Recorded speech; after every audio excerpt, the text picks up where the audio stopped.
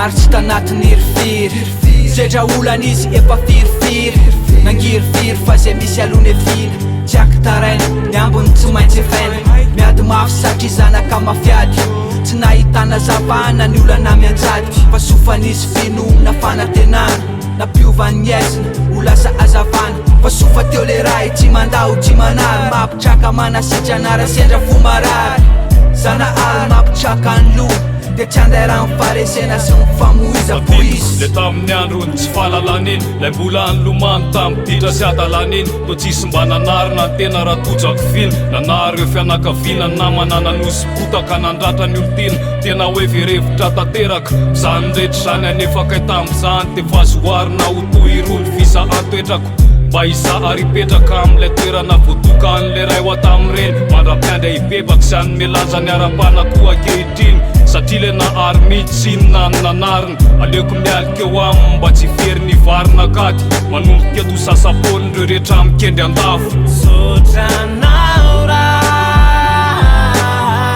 Amretraretra zay natolotra Efa lavisa natsanganao Narariny sitraninao Nanehoana fakakana Tsy napino ahy Alleluia Nanalana fahotana Alleluia Mbola zaza sambany ena teto atany Lavitry ny fakalana tsy divitry lolo Tsy mba manana ya tsy resy ny fakapana Lavitry ny tebiteby ny aya Lehibe teny tompo teo ny fahalalana Sy ny adalana Mandika lalana manam-pefahotana Tsy matsapa fa misy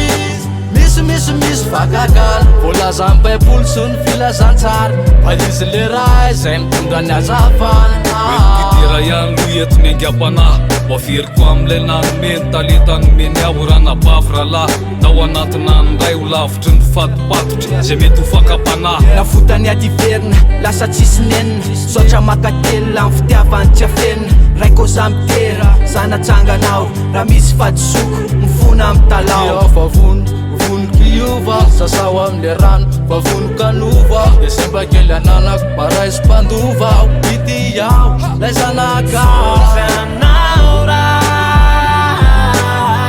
Amretraretra zay natolotra Efa lavisa natsanganao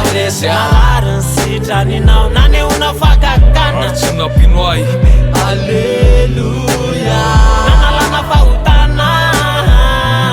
Alleluia Sotranao Efa lavisa natsanganao Narariny sitraninao Nanehoana fakakana Tsy napino ahy Alleluia Amen